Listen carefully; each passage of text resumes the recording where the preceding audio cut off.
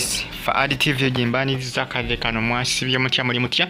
Ngenda kusaba subscribing ate onyigene kadi jimpeleka like video no comment section weeri awo bakabuntera mu comment section ate osikalenga hoji following abajita Faadi TV. Abali Bahrain batumideko nabasinza mu ggwanga erya Oman mbagamba nti mubamanyi nnyo kubanga mugi following Faadi TV UG. Update simba nazo eziba zitambula okwetwala eggwanga Uganda. Ensonga ezitambula essazo nsonga za Suzan Makuula kw'osaani Pastor Aloysius Bugingo abaana ku social media bagatambuza amawulire. Wewetegereza amawulire agatambula ku mukuto gwa Felix Bloza ne ku mukuto gwa Facebook galaga nti munange Pastor Bugingo ne Suzan Makuula basuubira omwana. Jjukira bannayuganda bangi nnyo bazze boogeranga amafookole nga bagogera Suzan Makuula tibagamba baba yadiba kabagamba Pastor Bugingo yakola ki yalonda wafu bwe yalonda simu gimu ngani ng'ate di Bugingo era abasinga bagamba nti Suzan Makuula mugumba nirengera ka screenshot yako bagamba nti Pastor Aloysius Bugingo's wife Suzan Makuula expecting a baby yasubira omwana. Bagamba nti Pastor Bugingo mukyala wa Pastor Bugingo Suzan Makuula Pastor Aloysius Bugingo's wife Suzan Makuula expecting a baby asubira omwana era munange temwewunyanga.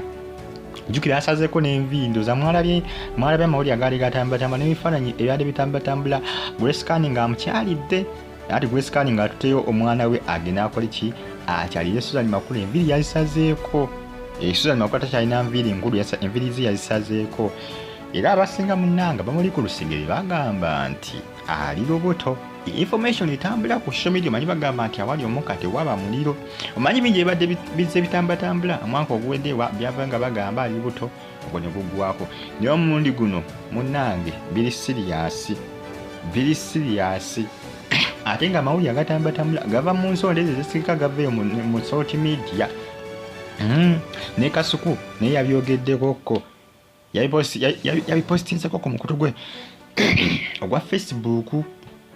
Kasuku y'omu ku abo abakola ki ababeera okumpi ne Suzan Makuula. Kasuku no wa Dembe FM loza mutegera bulungi nnyo bagita Faadi TV era nga munange musuubire mwana essaawa najjukira Suzan Makuula avaana agamba nti ayagala Pastor Bugingo omuzaalira abalongo ayagala muzaalira balongo banga siryawala nnyo. Etegeeza bino ebitambula essaawa zino bintu biri serious bakubiri eby'emyaka egiyise mabega nga bagamba nti ali Lubuuto emyaka ne guggwako nga tewali kyanjawulo kikoze ki nga tewali kyanjawulo kibaddewo. Jimpereka like video no comment section weeri awo bakabuntira mu comment section ate osigale nga hoji following bagita Faadi TV. Abali Bahrain abasinza mu ggwanga erya Oman mbagamba nti muli bakabi nnyo muli batabu nnyo okubanga mugi following.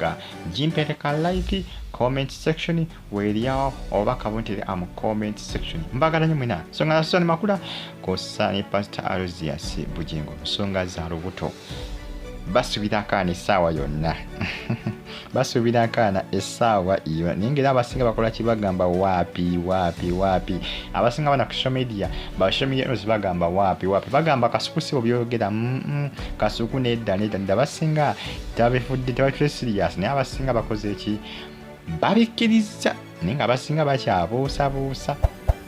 Manyi Suzan Makuula avaana agamba nti agala amuzaalire balongo Pastor Aloysius Bugingo. Tulefagwa gye binaggwera subscribe ate onyigene kale bagita Faadi TV. Abasinza mu ggwanga erya America mbatumiddeko era mbagamba nti mubamanyi okubanga mugi following bagita Faadi TV. Subscribe ate onyige ne kale mbaganya mwina bwe bulungi mweraba sigala ngo gi following.